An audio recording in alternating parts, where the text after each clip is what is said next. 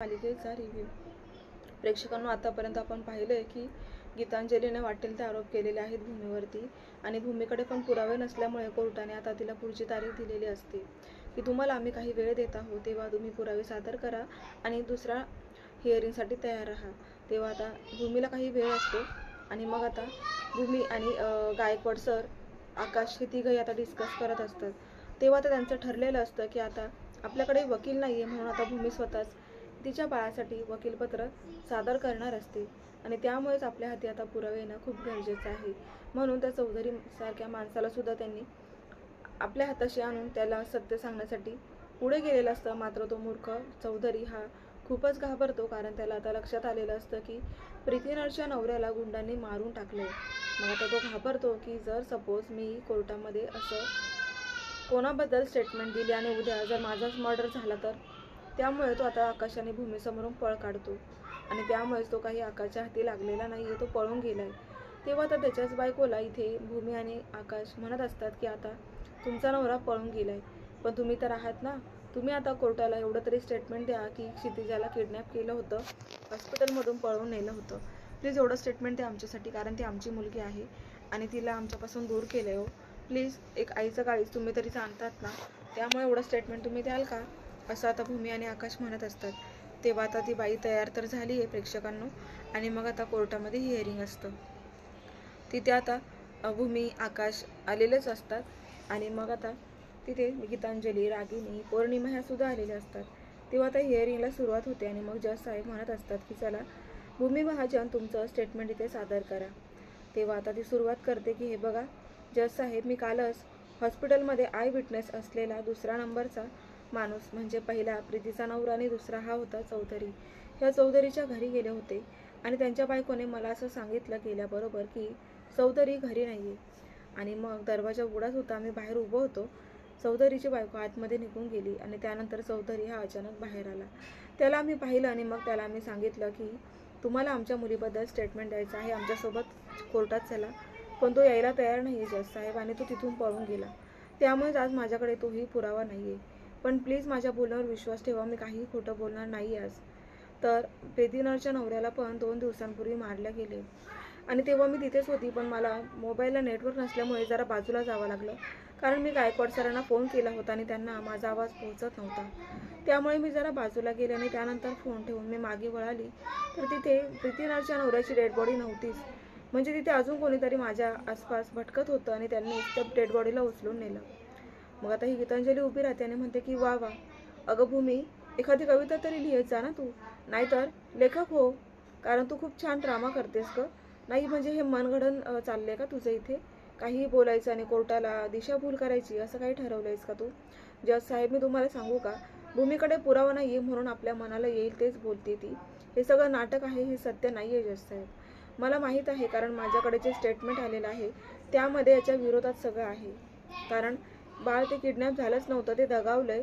तिथे fire alarm वाजला आणि त्यानंतर ते दगावले असं सांगण्यात आलंय. तरीसुद्धा ही भूमी म्हणत असते की प्लीज माझ्यावर विश्वास ठेवा जज साहेब, मला बाकीच्यांशी घेणं देणं नाही आहे, पण तुम्ही तरी माझ्यावर विश्वास ठेवा. मी पुरावा आणायला गेली होती, पण ते चौधरी आमच्या हातातून सुटला आणि डेड बॉडी जिथे पडलेली होती ना, तिथे सुद्धा आम्ही काही बघण्याचा प्रयत्न केला की काही वस्तू सापडतीये का, पण तिथे सुद्धा आम्हाला काहीच सापडलं नाही हो जज साहेब. पण आता गीतांजलीचं ऐकून गीतांजली पुन्हा म्हणायला लागते की हे सगळं हिच्या मनाचं रस्ते आहे जज साहेब आणि यातली एकही गोष्ट खरी नाही आहे, आणि जर खरंच असेल तर हिने पुरावे सादर करावे, असं मनाला येईल तेच बोलून ही काहीतरी आरोप करून स्वतःला सिद्ध करायला जातेस आणि हे मला बिलकुल पटत नाही आहे. तेव्हा आता असं म्हटल्यावरती इकडे भूमी खूप घाबरते, कारण आता काय करायचं, माझ्याकडे पुरावा नसल्यामुळे मला गीतांजलीचं खूपच ऐकून घ्यावं लागते असं तिला आता जाणवत असतं. तिच्या डोळ्यात पाणी आलेलं असतं, कारण आता काहीही करून मला माझ्या क्षितिजापर्यंत पोहोचण्यासाठी पुरावेच हाती आणावे लागतील असा ती विचार करत असते. तेव्हा आता तिने चौधरीच्या वाईफला तिथे आणलेलं असतं. आता ही चौधरीची बायको विटनेस बॉक्समध्ये तिला उभं केलं जातं. मग आता भूमी म्हणत असते की मॅडम सांगा, तुम्हाला कोर्टाला काय सांगायचं ते आमच्याबद्दल, प्लीज आम्हाला न्याय देण्यासाठी तुम्हाला जे काही खरं घडलंय ते सांगा. तेव्हा आता ती सांगू लागते. ती पण खूप नालायक निघाली, कारण ती भूमीच्या विरोधात बोलत असते. तिला भूमीला सुद्धा हे ऐकून धक्का बसतो, कारण ती म्हणत असते की हे बघा जज साहेब, काल हे दोघं जण माझ्या घरी आले होते आणि त्यांनी माझ्या नवऱ्याला धमकी दिली, त्यामुळे घाबरून माझा नवरा निघून गेला मला तर आता अशी भीती वाटते की यांनीच माझ्या नवऱ्याचं काहीतरी बरं वाईट केलं असेल. तेव्हा आता जज साहेब आम्हाला न्याय हवाय. ती मूर्ख आता भूमीच्या विरोधात बोलते, काहीही बोलत असते ती. भूमीला आता हे ऐकून धक्का बसतो की ही काय बोलते इथे. हिला तर आम्ही काल असं सांगितलं होतं की आमच्या दोघांबद्दल आम्हाला न्याय देण्यासाठी आमच्या बाजूने काहीतरी बोला, आणि ही आम्हालाच वेड्यात काढते. म्हणजे कोर्टाला आमच्या विरोधात बोलते. हिला कोणी भडकवलंय. आता भूमीला खूप राग आलेला असतो. भूमी आकाशला खुणवत असते की हे काय चाललंय, आपण काल काय ठरवलं होतं आणि आज इथे असं. आता ती विटनेस बॉक्समधून बाहेर येते, कारण गीतांजली तिला म्हणते की जज साहेब झालं का आता भूमीच्या मनासारखं. नाही म्हणजे आता ही बाई तर खोटं बोलणार नाही ना. ही बाई स्वतःच सांगते की तिच्या नवऱ्याला धमकी दिली म्हटल्यावर भूमी आणि आकाश हे दोघं जण बाहेर यासाठी जातात का. नाही म्हणजे आता काहीतरी वेगळंच त्यांच्या मनात चालू आहे असं मला वाटायला लागले. तेव्हा आता जज साहेब ह्या हिअरिंगमध्ये काही अर्थ नाही आहे. तेव्हा आता माझं स्टेटमेंट तुम्ही नोट डाऊन करा आणि ह्या केसला कुठेतरी फुल स्टॉप देऊन टाका बरं. तेव्हा भूमीला धक्का बसतो. भूमी म्हणते की नाही सर, नाही असं नाही होऊ शकत. तेव्हा आता आकाश वाट पाहतोय की मानसी कधी एकदाचं काहीतरी पुरावा जमा करते, कारण आज घरी कोणीच नाही आहे आणि ही मानसी आता पुरावे शोधण्याच्या मागे लागली आहे. सगळ्यात अगोदर ती पौर्णिमाच्या रूममध्ये गेली आहे. पौर्णिमाच्या रूममध्ये अख्खं तिने सामान उलटपालट करून सगळी तपासणीसुद्धा केली, कारण तिला बाळाचा एखादा तरी पुरावा तिच्या हाती यावा म्हणून ती प्रयत्न करते. कारण ते जे काही बाळाचं दुपटं अचानकपणे गायब झालंय ना, तेच आता पौर्णिमाला शोधायचं असतं की जेणेकरून हे दुपटं आपल्याला कोर्टामध्ये दाखवून बाळाला सिद्ध करायला मिळेल. पण आता पौर्णिमाच्या रूममध्ये एकही वस्तू तिला सापडत नाही. मग त्यानंतर आता ती रागिणीच्या रूममध्ये जाते. रागिणीच्या रूममध्ये पण ती पुरावा शोधत असते. कपाट उघड, उशीखाली बघ, गादीखाली बघत असते. सगळं काही रूममध्ये ती अस्तव्यस्त करून परत ती जागेवर वस्तू ठेवून देते, पण तिथे तिला काहीच मिळत नाही. आता तर तिला टेन्शन येतं, कारण तिचा अर्धा जीव त्या कोर्टातल्या हिअरिंगमध्ये लागलेला असतो. कारण आज ती हिअरिंगला गेली नाहीये, कारण तिला पुरावा शोधायचा होता आणि आज चांगली संधी मिळाली तिला, कारण घरी कोणीच नसतं. पण त्यात नेमकं असं होतं की रागिणीची रूम पूर्ण शोधून होते आणि पौर्णिमाची पण रूम शोधून होते, पण तिच्या हाती एकही पुरावा येत नाही. मग आता ती ठरवते की अडगळीच्या रूममध्ये जाऊन बघू का एकदा, म्हणून आता ती अडगळीच्या रूममध्ये जाते. तिकडे आता ती कपाट आणि सुटकेस तिला दिसते. ती उघडते आणि बघते तर खरोखर बाळाचं दुपटं तिला सापडतं. तर आता बाळाचं दुपटं सापडल्यामुळे ती तर खूप खुश होते आणि लगेच आता आकाशच्या नंबरवरती तिथे बाळाचं दुपटाचा फोटो पाठवते.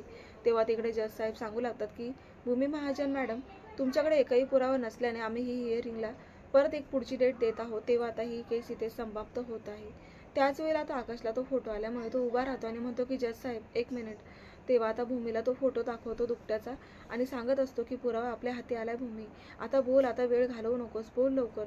तेव्हा आता भूमी जज साहेबांना सांगत असते की जज साहेब आमच्याकडे खूप मोठा पुरावा आलाय, आम्हाला आमच्या बाळाचं दुपटं सापडलंय. तेव्हा आता मला थोडा वेळ देता का. हे दुपटं थोड्याच वेळात कोर्टामध्ये दाखल होईल आणि मग हे दुपटं पाहून तरी माझं बाळ हे नक्की कोणाचं आहे हे सिद्ध होणार आहे. तेव्हा आता रागिणीला धक्काच बसतो.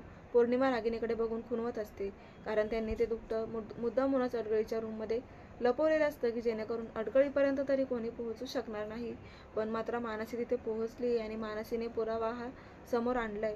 त्यामुळे आता भूमी कुठेतरी स्वतःच्या बाळाला लढण्यासाठी हिंमत आणलेली आहे तिने, आणि दुपटं सापडल्यामुळे ती तर आता खूपच एनर्जेटिकली झाली आहे.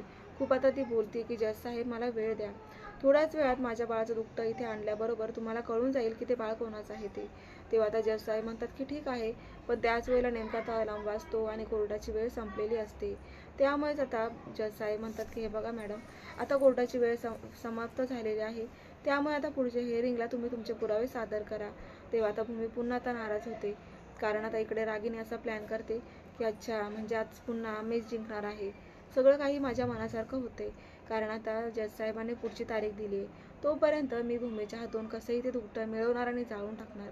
तो पुरावा मी नष्ट केल्याशिवाय राहणार नाही, असं आता ही नीच रागिनी मनात विचार करत असते.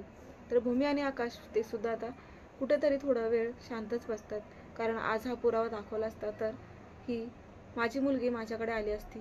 तर जज साहेब म्हणतात की भूमी महाजन मॅडम, आज तुम्ही कोर्टाला पुरावे सादर न केल्यामुळे क्षितिजा ही अबोलीचीच मुलगी आहे असं समजून आम्ही अबोलीचीच कस्टडी ही आता सध्या तरी क्षितिजाची कस्टडी ही आम्ही अबोलीकडेच देत आहोत. तेव्हा मात्र भूमीच्या डोळ्यात पाणी येतं, पण तरीसुद्धा आता तिने हिंमत धरली आहे, कारण पुढच्या हिअरिंगमध्ये तिला तिचे पुरावे सादर करण्याची संधी मिळाली आहे. तेव्हा आता ते दोघंही गायकवाड सरांकडे आलेले असतात आणि गायकवाड सर म्हणत असतात की आकाश, तुझी बायको फार परफेक्ट आहे, तिने आज जे काही स्टेटमेंट दिलं ना ते खूप मला आवडलं.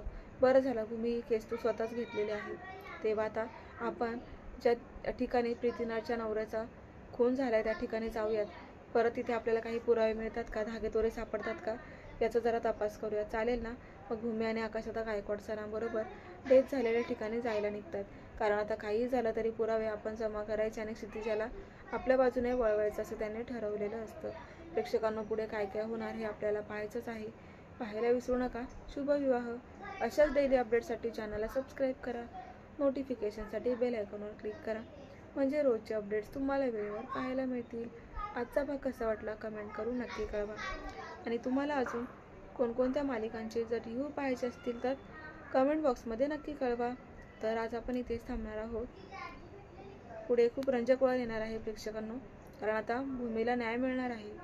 भूमीने एका आईचं काळीज असं समजून कोर्टाला जे काही पुरावे दाखवलेले असतात, एक आज वकीलपत्र तिने सादर केले आणि त्यामुळेच आता क्षितिजाची कस्टडी ही आता अर्थात भूमीला मिळणार आहे. तर मग आता पुढे आपल्याला पुढील काही भागांमध्ये हे पाहायलाच मिळणार आहे. तेव्हा आता पाहायला विसरू नका शुभविवाह. धन्यवाद.